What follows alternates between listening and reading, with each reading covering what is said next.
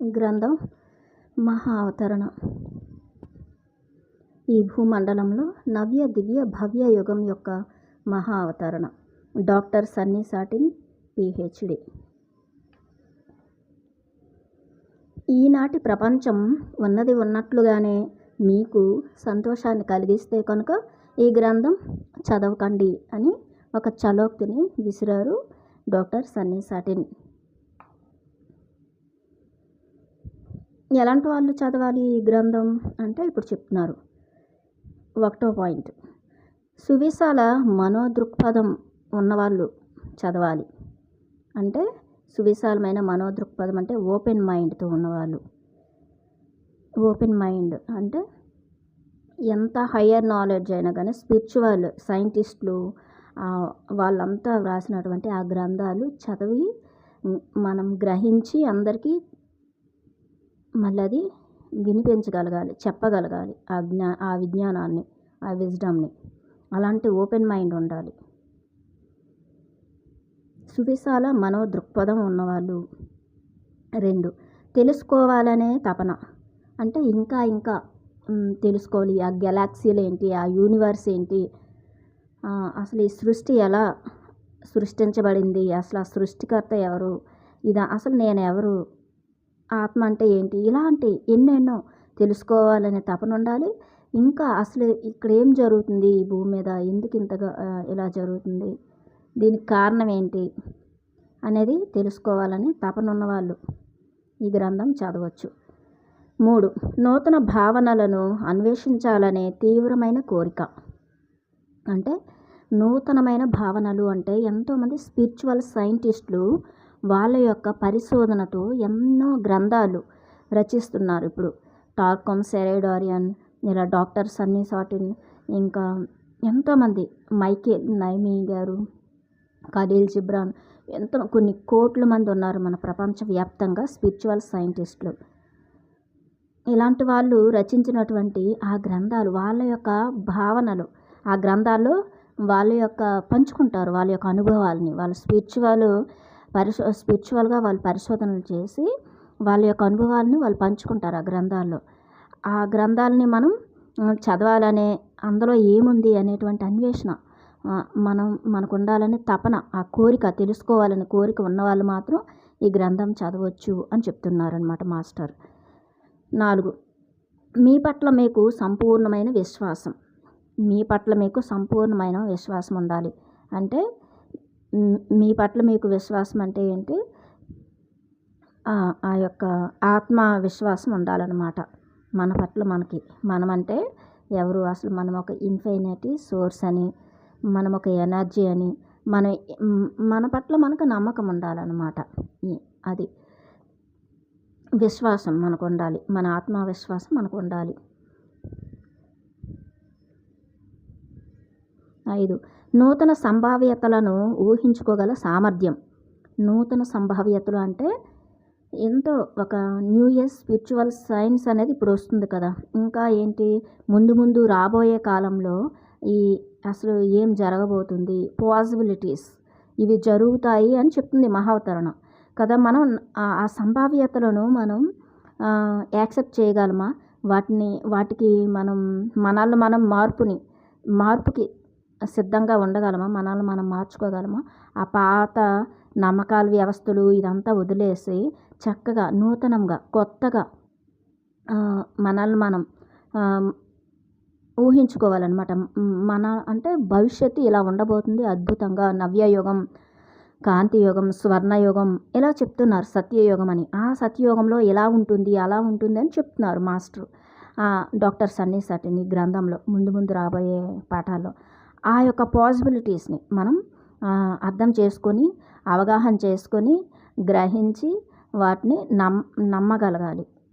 అద్భుతం అని చెప్పేసి మనం ఊహించుకోగలగాలి అనమాట. ఆ సంభావ్యతలను మనం ఊహించుకోవాలి, అద్భుతంగా ఉంటుంది అని చెప్పేసి. అంత సామర్థ్యం మనకు ఉండాలి, ఆ గ్రహణ శక్తి అనేది ఉండాలి.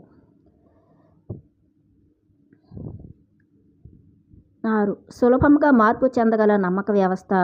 అంటే సులభంగా మీరు ఆ పాత నమ్మకాల వ్యవస్థలు, మూఢనమ్మకాలు, మతాల్లో చిక్కుకుపోవడం, ఎక్కడైనా మీరు ఎక్కడైనా స్ట్రక్ అయిపోయి ఉన్నట్లయితే కనుక మీరు ఆ సంఖ్యల నుంచి మిమ్మల్ని మీరు విడిపించుకొని మీరు చక్కగా ఈ నవ్య భవ్య యుగానికి మీరు మిమ్మల్ని మీరు మార్చుకొని మీరు మార్పుకి సిద్ధంగా ఉన్నారా అని చెప్తున్నారనమాట. సులభంగా మనం మన నమ్మకాల వ్యవస్థని మార్చుకోవాలి, మన ఆలోచనలు మార్చుకోగలగాలి. మన పాత ఆలోచన విధానం, గతం గురించి భవిష్యత్తు గురించి ఆలోచనలు చేయడం, లేదంటే భయాలు, ఇవన్నీ కూడా ఆ యొక్క ఆలోచన విధానాన్ని, మన భావనా శక్తిని మార్చుకోవాలి, భావనలను మార్చుకోవాలన్నమాట. మన భావోద్వేగాల పట్ల మనకి ఆ భావోద్వేగాల పట్ల, మన ఆలోచనల పట్ల, మన బిలీఫ్ సిస్టమ్ అంటే నమ్మకాల వ్యవస్థలు, ఇవన్నీ కూడా కండిషనింగ్ అయిపోయాం కదా, అదంతా డీకండిషనింగ్ చేసుకొని ఓపెన్ మైండ్తో ఇలాంటి అద్భుతమైనటువంటి ఈ గ్రంథాలు చదివి మనల్ని మనం మార్చుకోవాలి. పాత నమ్మకాల వ్యవస్థలు అంటే ఏంటి? మతాల్లో ఈ దేశానికి అంటే ఐడెంటిటీస్ అనమాట. ఐడెంటిటీస్, నేనంటే ఒక స్త్రీ, నేనంటే ఈ గ్రామం, లేదంటే ఈ ఊరు, ఈ దేశం, ఈ ప్రాంతం, ఈ మతం, ఈ కులం, అన్నింటికి ఒక ఐడెంటిటీస్ మనం పెట్టుకొని మనం అలా అక్కడ ఆగిపోతూ ఉంటాం అనమాట. పరిమితమైన ఆలోచనలు, పరిమితమైనటువంటి నమ్మకాల వ్యవస్థలు, అదంతా చక్కగా వదిలేసి మనం కొత్తగా మనల్ని మనం మార్చుకోవాలన్నమాట. 7. వైజ్ఞానిక శాస్త్ర పరిశోధన.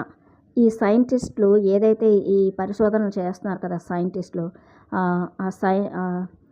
ఆ సైంటిస్టులు వెన్నుదన్ను లేని ఒక నూతనమైన అభివృద్ధి చెందుతున్న అంశానికి సంబంధించిన సమాచారాన్ని అంగీకరించడానికి సుముఖత అంటున్నారు.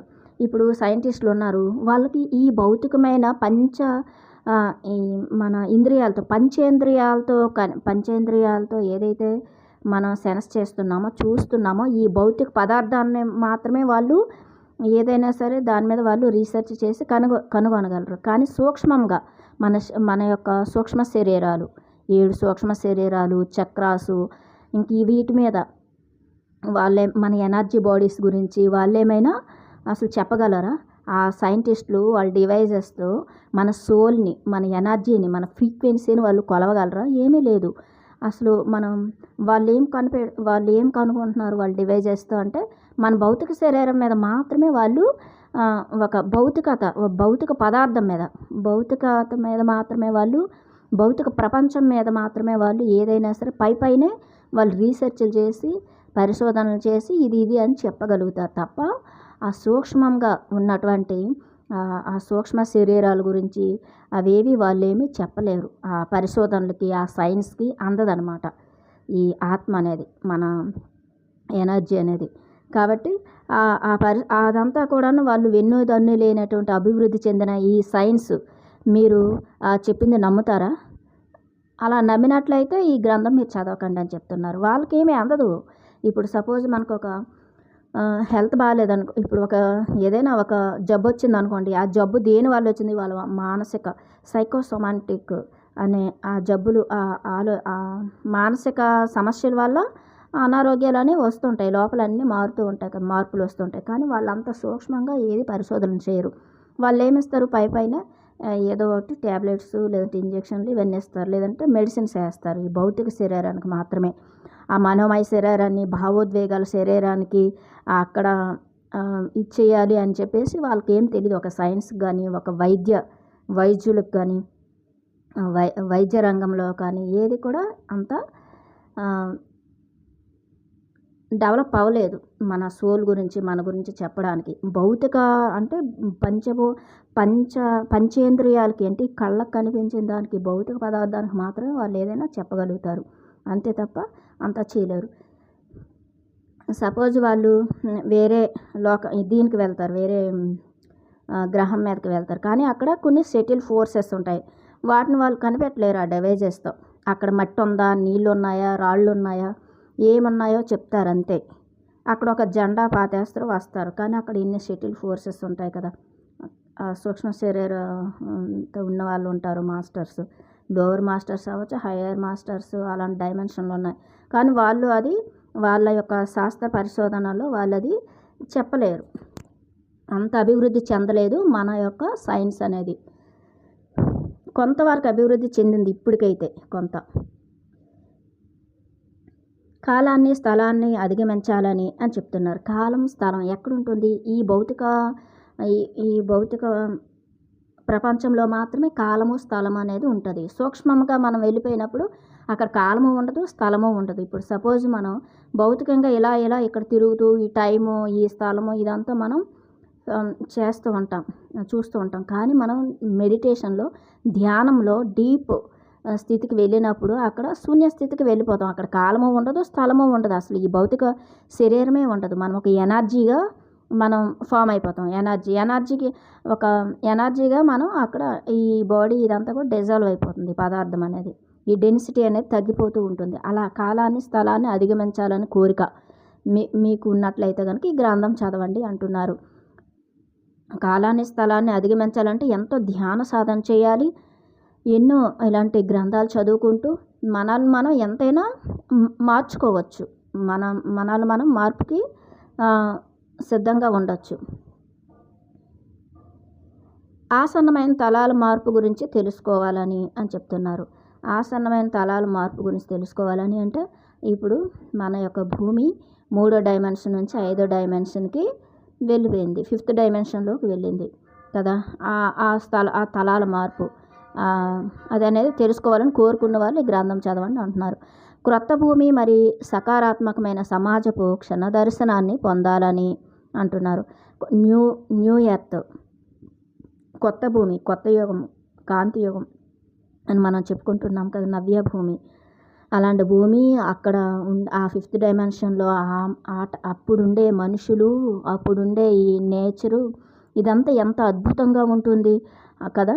అలాంటి చక్కటి అద్భుతాన్ని మనం ఒక్కసారి విజువలైజేషన్ చేసుకొని అప్పుడు ఎలా ఉంటుంది అనేది మనం ఒక్కసారి ఊహించుకొని ఆ క్షణ దర్శనాన్ని పొందాలని, ఒక క్షణమైనా సరే మనం అలాంటి పాసిబిలిటీస్ని ఊహించుకొని అది నిజంగానే జరగబోతుంది అని నమ్మగలగాలి మనం. అదేం జరగదులే, ఇది ఇంతే, ఇలాగే ఉంటుంది అనుకోకూడదు. ఎందుకంటే ఎంతో వర్క్ జరుగుతూ ఉంది సూక్ష్మంగా, భౌతికంగా మనకి కనిపించినంత సూక్ష్మంగా ఎంతో వర్క్ జరుగుతుంది. హయ్యర్ మాస్టర్సు, హయ్యర్ డైమెన్షన్ వాళ్ళు, ఇంకా అసెండెడ్ మాస్టర్స్ ఎంతోమంది వర్క్ చేస్తున్నారు. ఇన్విజిబుల్ మాస్టర్స్ ఈ భూమాత కోసం మనము వాళ్ళు కలిసే వర్క్ చేస్తున్నాం.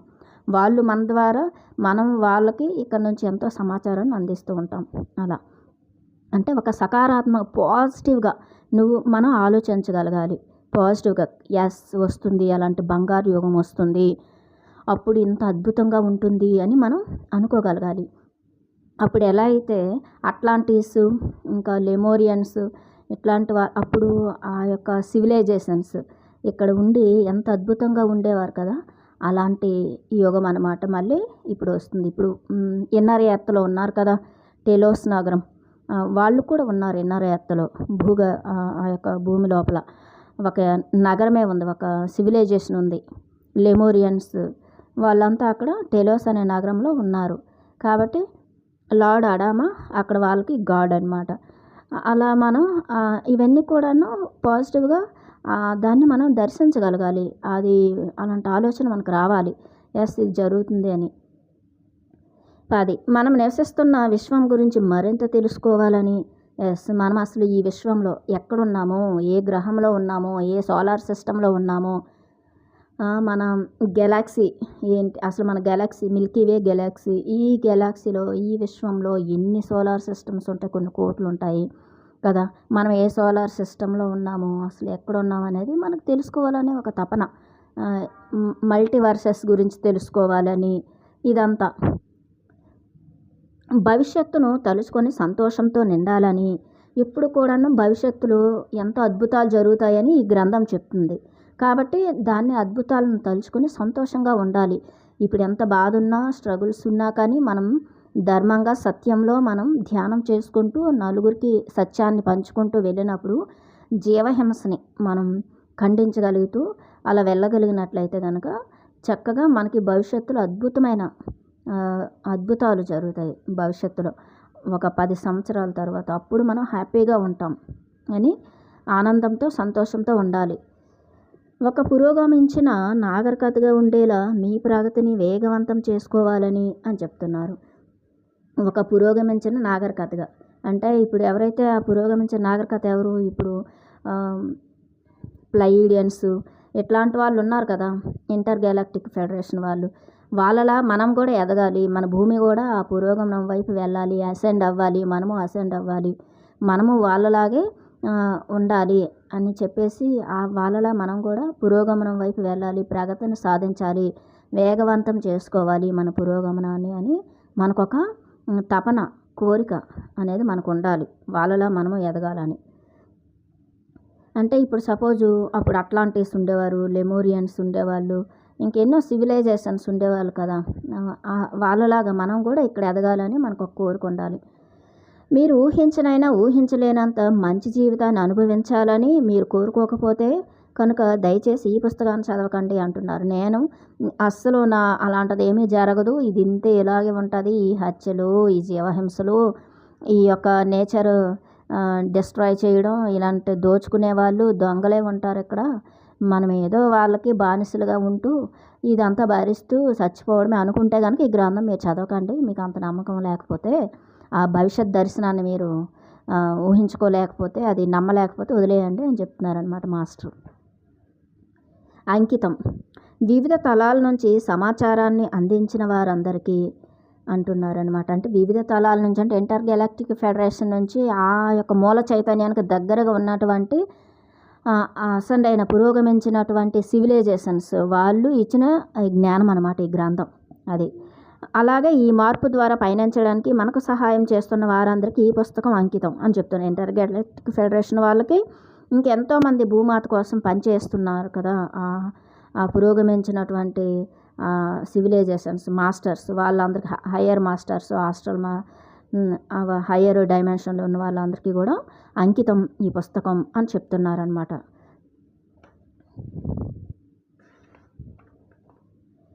భూగ్రహంతో పాటుగా మానవాళి అయిన మనం అతిపెద్ద మార్పు షిఫ్ట్ ద్వారా పయనించడం గురించి ప్రపంచవ్యాప్తంగా ఇటీవలి కాలంలో ఎక్కువగా మాట్లాడుకోవడం జరుగుతోంది.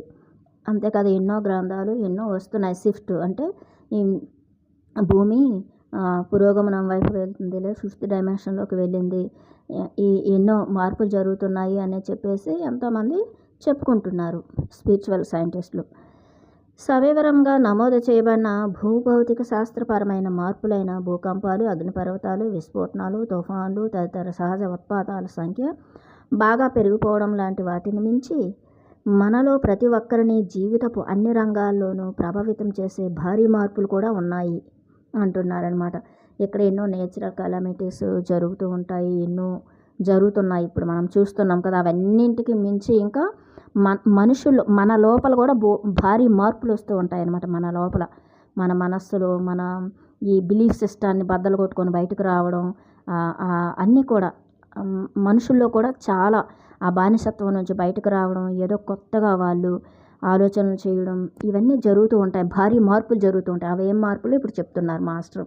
ఒకటి, మన సమాజం వ్యక్తులు మరి సంస్థలను ఎంతో కాలంగా సుస్థిరంగా నిలిపి ఉంచిన అనేక మూల స్తంభాలు కుప్పకూలేందుకు దారితీసే ప్రధాన రహస్యాలు బహిర్గతం కావడం. ఇక్కడ మన సమాజంలో వ్యక్తులు అంటే మన సమాజంలో ఉన్నటువంటి అన్ని రంగాల్లోని ఎక్కడైతే ఆ డార్క్, ఆ యొక్క డార్క్ అంటే ఆ చీకటి కోణాలు ఏవైతే ఉన్నాయో, దోచుకునే వాళ్ళు, దాచుకునే వాళ్ళు, ఆ స్వార్థపరులు వీళ్ళు ఉంటారు కదా, ఆ దొంగలు, వాళ్ళు అలాంటి ఆ సంస్థలో ఉన్న అదంతా ఆ డార్క్ కోణాలన్నీ, చీకటి కోణాలన్నీ బయటపడిపోతాయి అన్నమాట. ఇప్పుడు చూస్తున్నాం కదా, ఎంతోమంది వీళ్ళు ఇది మోసం చేశారు, ఇంతమంది కాడ ఇన్ని కోట్లు దోచుకున్నారు అని చెప్పేసి అవన్నీ బయటపడుతున్నాయి కదా. అలాంటివన్నీ బయటపడతాయి అన్ని రంగాల్లోని, వైద్య రంగంలో, విద్యారంగంలో, ఇంకా రాజకీయ వ్యవస్థలు, అన్ని వ్యవస్థల్లోని అంతా చీకటి కోణాలన్నీ బయటపడిపోతూ ఉంటాయి అన్నమాట. అవన్నీ కూడా పాతుకుపోయి ఉన్న ఆ మూలాలు, ఆ డార్క్, అదంతా కూడా బానిసలుగా మనుషులు చేసుకుని వాళ్ళు ఎంత దోచుకున్నారో, వాళ్ళు ఎంత ఇచ్చేసారో అదంతా బయటకు వచ్చేస్తుందన్నమాట. ఆ అండర్ గ్రౌండ్ డౌన్లు అందరూ బయటపడతారు. ఇప్పుడు ఆ డార్క్ ఫేజెస్ అంతా బయటకు వచ్చేస్తాయి. అవన్నీ కూడా కుప్పకూలిపోయి వాళ్ళందరూ కూడాను జైలు శిక్షలు పడతాయి వాళ్ళకి, వాళ్ళు చేసిన మోసాలకి. 2 ఎంతో కాలం నుంచి సుస్థిరంగా ఉన్న అన్ని రకాల బాంధవ్యాలు ఆకస్మికంగా మార్పు చెందడం లేదా ఉన్నట్లుండి ముగిసిపోవడం. ఇప్పుడు సంబంధ బాంధవ్యాలు ఇప్పుడు కంట్రోలింగ్ ఉంటుంది. ఒక కుటుంబం ఉంటుంది. అందులో ఒక పెద్ద ఉంటాడు. వాడు చెప్పిందే అందరూ వినాలి.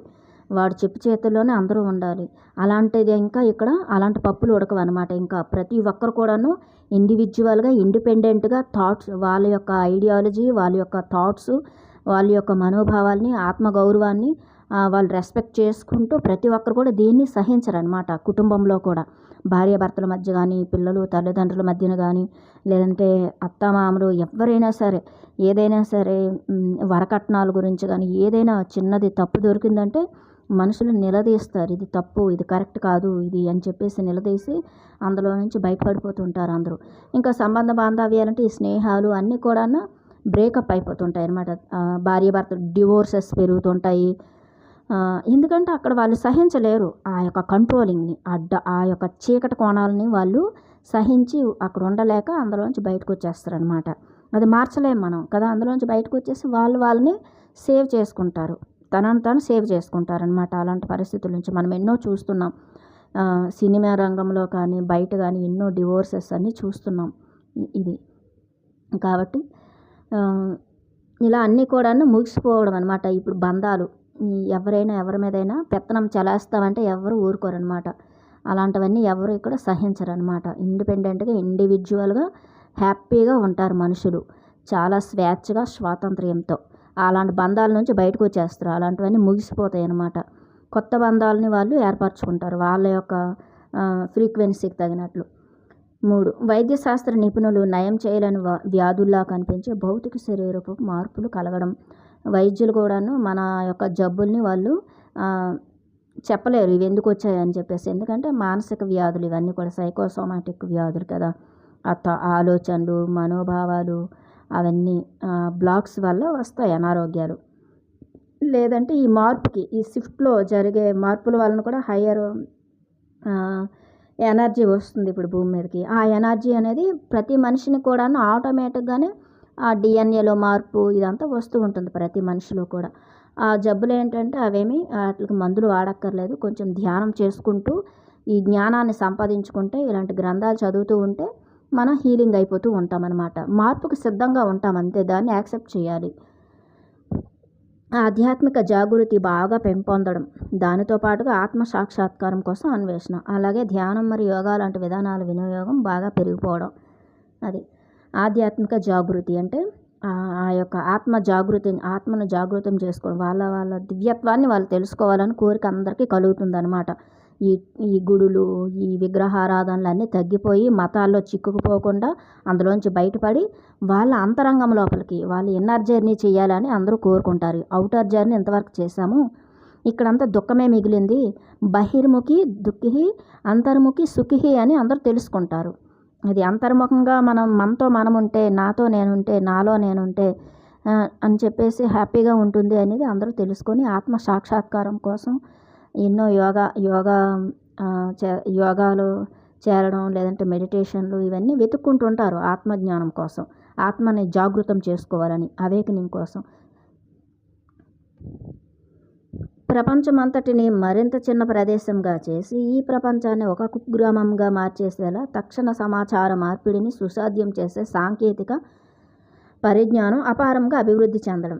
ఈ టెక్నాలజీ ఇప్పుడు మొబైల్ ఉంది. నేను చక్కగా నా ఇంట్లో నేను ఒక చక్కగా ఒక రూమ్లో కూర్చొని నేను ఈ ప్రపంచంలో ఎంత స్పిరిచువల్ సైన్స్ ఉందో నేను చదవగలను. గూగుల్లోకి వెళ్ళి ఎంతమంది స్పిరిచువల్ సైంటిస్టులు ఉన్నారు ఇదంతా నేను చూడగలను. ఇంకా మన ప్రపంచంలో ఎక్కడేం జరుగుతుందో కూడా మనం చూడవచ్చు. ఒక చిన్న విలేజ్ లాగా అయిపోయింది అన్నమాట ప్రపంచం అంతా ఈ టెక్నాలజీ వలన. ఎంతో స్పిరిచువాలిటీ మనకి ఈ అంటే మన మొబైల్లోనే ఉంది. ఎంతోమంది స్పిరిచువల్ సైంటిస్టులు, స్పిరిచువల్ గురూసు వాళ్ళు ఏం చెప్తున్నారు అంతా మనం చక్కగా వినొచ్చు. ఎంతో విజ్ఞానం మనం సంపాదించుకోవచ్చు మన మొబైల్తోనే. కన్వర్సేషన్ విత్ గాడ్ లాంటి అనేక పుస్తకాలు ప్రచురణ దారితీసేలా ఛానలింగ్ ద్వారా పొందే సమాచారం వివిధ రూపాల్లో ఆకస్మికంగా అందుబాటులోకి రావడం. ఇది ఈ ఛానలింగ్ మెటీరియల్స్, ఈ యొక్క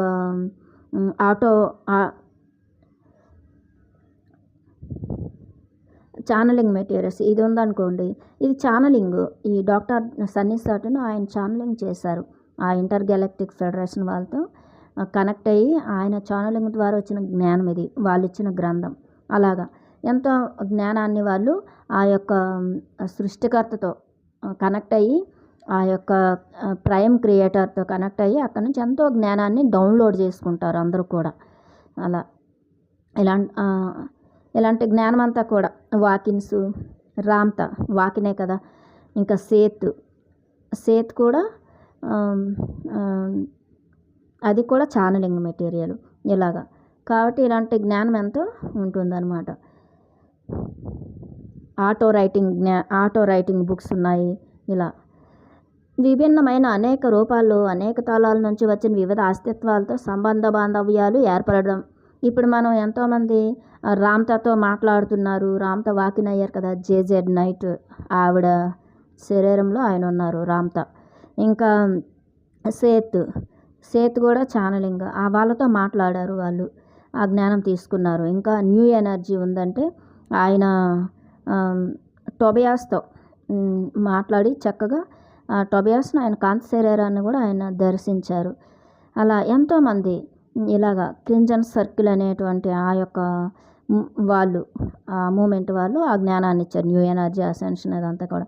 కాబట్టి ఇలా ఎంతోమంది మాస్టర్స్తో, ఇన్విజిబుల్ మాస్టర్స్తో, ఆ సూక్ష్మ శరీరదారులతో మనం మాట్లాడుతున్నాం ఇక్కడ. ఇంకా ఈ 12 జాతుల వాళ్ళు ఉన్నారు కదా, నక్షత్ర లోకవాసులు, వాళ్ళతో ప్లైడియన్స్, ఆర్కుటూరియన్స్, లైరన్స్, వేగాన్స్ ఇట్లాగా ఎంతోమంది ఉన్నారు. వాళ్ళతో 12 జాతుల వాళ్ళు ఉన్నారు. అలాంటి వాళ్ళతో చక్కగా మాట్లాడవచ్చు మనం ధ్యానంలో, డీప్ మెడిటేషన్ స్టేట్లో. అంతే తప్ప భౌతికంగా కాదు. ఈ భౌతికవాదంలో చిక్కుకుపోయి ఉంటూ వాళ్ళతో మాట్లాడాలంటే కుదరదు. అలాంటి వాళ్ళు ఎంతోమంది కనెక్ట్ అయ్యి ఎంతో జ్ఞానాన్ని ఇస్తున్నారు కదా. ఇప్పుడు సీతాయనం గ్రంథం రాశారు ఆ మేడం. అలా ఇండిగో మరి క్రిస్టల్ పిల్లలు ప్రవేశం. ఇండిగో క్రిస్టల్ పిల్లలంట, వీళ్ళు కూడా భూమి మీదకి వస్తున్నారు. చాలామంది ప్రజలకు ఈ మార్పుల గురించి తెలుసు, మరి దాని గురించి కనీసం కొన్ని విషయాలైనా విని ఉన్నారు. షిఫ్ట్ గురించి కొన్ని పుస్తకాలు వ్రాయబడ్డాయి. ఈ పుస్తకాలలో చాలా వరకు ప్రకృతి వైపరీత్యాలు మరింత పెద్దదిగా చూపించి షిఫ్ట్ అనేది భయపడాల్సిన అంశంలాగా ధ్వనించేలా చేశాయి. చాలామంది ఇప్పుడు ఆస్ట్రాలజర్స్ కానీ వాళ్ళందరూ ఏం చెప్తున్నారు, సైంటిస్టులు కానీ వీళ్ళ చాలామంది ఏం చెప్తున్నారంటే ఈ యుగాంతం అవుతుంది, అంతమైపోబోతుంది కొన్ని రోజుల్లో, ఇవన్నీ జరుగుతున్నాయి, ఇంకా ఇక్కడ ఈ భూమి అనేది అంతమైపోతుంది అని చెప్పేసి అందరూ చెప్పేస్తున్నారు. అంతే తప్ప ఇప్పుడు భూమి అనేది కొత్త యుగం వస్తుంది, లేదంటే కాంతి యుగం వస్తుంది. అప్పుడు ఏదైతే ఆ సివిలైజేషన్స్, ఎంత అద్భుతమైన పురోగమించిన సివిలైజేషన్స్ ఎవరైతే ఉన్నారో వాళ్ళలాంటి అద్భుతమైనటువంటి సివిలైజేషన్లా పురోగమిస్తాం మనం కూడా అని ఎవరికి చెప్పట్లేదు. వాళ్ళకి తెలియదు కదా, వాళ్ళు ధ్యానాలు చేయరు, ఇలాంటి గ్రంథాలు చదవరు, వాళ్ళు నమ్మరు అవి. వాళ్ళు ఎంతసేపు అవే పట్టుకొని వేలాడుతూ ఉంటారనమాట. వాళ్ళు భక్తి మార్గంలో ఆ యొక్క ఆస్ట్రాలజర్స్ చెప్పినవి, ఈ జ్యోతిష్యులు చెప్పినవి వాళ్ళు వింటారు. కాబట్టి అవంతా అలాగే చెప్తుంది, యోగాంతం అని చెప్పేసి చెప్తూ ఉంటారు. అదేం లేదు. మరి చైతన్యాన్ని పెంపొందించుకోవాలి అనే పదజాలంలో షిఫ్ట్ గురించి మాట్లాడి సామాన్య ప్రజానీకానికి అర్థం కానంతగా ఆ అంశాన్ని మరీ నిగూఢమైనదిగా తత్వశాస్త్రపరమైన తయారు చేసేసాయి. అంటే వాళ్ళు చైతన్యాన్ని పెంపొందించుకోవాలంటే ఏంటి, మన ఆత్మను జాగృతం చేసుకోవాలి, ఆత్మజ్ఞానం పెంచుకోవాలి, ఆత్మ ప్రయాణం చేయాలి, ఆత్మ వైపు మన అంతరంగ ప్రయాణం చేయాలి, ధ్యానాలు చేయాలి, మనల్ని మనం మార్చుకోవాలి, ఆలోచన విధానం మార్చుకోవాలి, మన హృదయాన్ని ఓపెన్ చేసుకోవాలి అని చెప్పేసి అలా చెప్పట్లేదు. ఏదో అందరూ కూడాను మంచిగా మారాలి ఇదేదని చెప్పేసి ఇంకా భయపెట్టేస్తున్నారు అనమాట. మారకపోతే అందరూ కూడాను ఇక్కడ భూమి అనేది అంతమైపోతుంది ఎవరు మారకపోతే అని చెప్తున్నారు. కానీ ఎలా మార్చుకోవాలి, ఏం చేయాలని మాత్రం ఎవరు చెప్పట్లేదు అనమాట. ఈ తత్వశాస్త్రపరంగా చెప్పేస్తున్నారు అనమాట. అంతే తప్ప కోర్ లెవెల్లో ఎలా అసలు మనల్ని మనం మార్చుకోవాలనేది ఎవరు ఈజీగా చెప్పట్లేదు. పత్రిజీ చెప్పారు అంత ఈజీగా. పత్రిజీ ఏం చెప్పారు, శ్వాస మీద ధ్యాస పెట్టి ధ్యానం చేయమన్నారు, 2 శాకాహారిగా మారమని చెప్పారు, 3 ఈ యొక్క సజ్జన సాంగత్యాలు చేయమన్నారు, గ్రంథాలు చదవమన్నారు. స్వాధ్యాయం గ్రంథాలు చదువుకోమన్నారు. మనల్ని మనం మార్చుకోవాలి. ప్రతి క్షణం ప్రాక్టీస్ చేయాలి. మన ఆలోచనల పైన, మన మనోభావాల పైన, మన హృదయాన్ని శుద్ధి చేసుకోవాలి. మన మాటలను శుద్ధి చేసుకోవాలి. ఇప్పుడు మనల్ని మనం మార్చుకుంటూ ట్రాన్స్ఫర్మేషన్ చేసుకుంటూ ఉండాలి. మనల్ని మనం, అదే ప్రాక్టీస్ మనకి. డాక్టర్ సన్నిసాటిని విశేషమైన తన వైజ్ఞానిక శాస్త్ర ఆధ్యాత్మిక నేపథ్యం, మరి ప్రపంచవ్యాప్తంగా ఉన్న సంస్కృతులు, ప్రజల విశ్వాసాల గురించి తనకు ఉన్న ప్రత్యక్ష పరిచయం ఆధారంగా షిఫ్ట్కు సంబంధించిన దృశ్యం అంతటిని ఒక చోటుకు చేర్చారు. కాబట్టి మీరు ఈ దృశ్యాన్ని సుస్పష్టంగా చూడవచ్చు. నమ్మలేనంత సకారాత్మకంగా ఉండి ప్రేమతో నిండిన ఒక నూతన ప్రపంచాన్ని చేరుకోవడానికి షిఫ్ట్ ద్వారా పయనించాలని కోరుకునే వారికి ఈ పుస్తకం ఒక మార్గదర్శి అని చెప్తున్నారు. మనం ఈ థర్డ్ డైమెన్షన్, ఈ డెన్సిటీ నుంచి ఫిఫ్త్ డైమెన్షన్లోకి మనం వెళ్ళాలి. ఆ యొక్క స్థితిలో మనం ఉండాలి. ఫిఫ్త్ డైమెన్షనల్ థాట్ ఫామ్స్, ఆ ప్రేమతత్వం, ఆ కరుణ, దయ మన హృదయాన్ని పూర్తిగా వికసింప చేసుకోవాలి. హృదయంలో డివైన్ పవర్స్ ఉంటాయి కదా, డివైన్ క్వాలిటీస్ని మనం యాక్టివేట్ చేసుకోవాలి, ఇన్స్టాల్ చేసుకోవాలి. మన ఆ యొక్క అద్భుతమైనటువంటి భావాలు, ఆ భావనా శక్తిని పెంచుకోవాలి.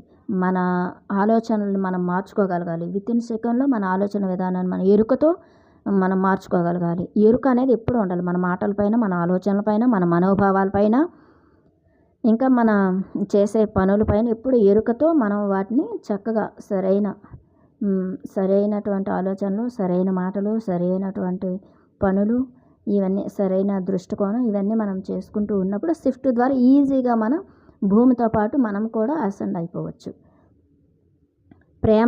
ప్రేమతో ఈ నూతన యుగ ప్రపంచాన్ని మనం చూడగలగాలి. నూతన యుగంలో ప్రేమతో జీవించాలి. ఫిఫ్త్ డైమెన్షన్ అంటే ఏంటి? ప్రేమతత్వమే. ప్రేమ, అన్కండిషనల్ లవ్, డివైన్ లవ్, ఆ ప్రేమతో మనం ఉండాలి అని చెప్తున్నారు.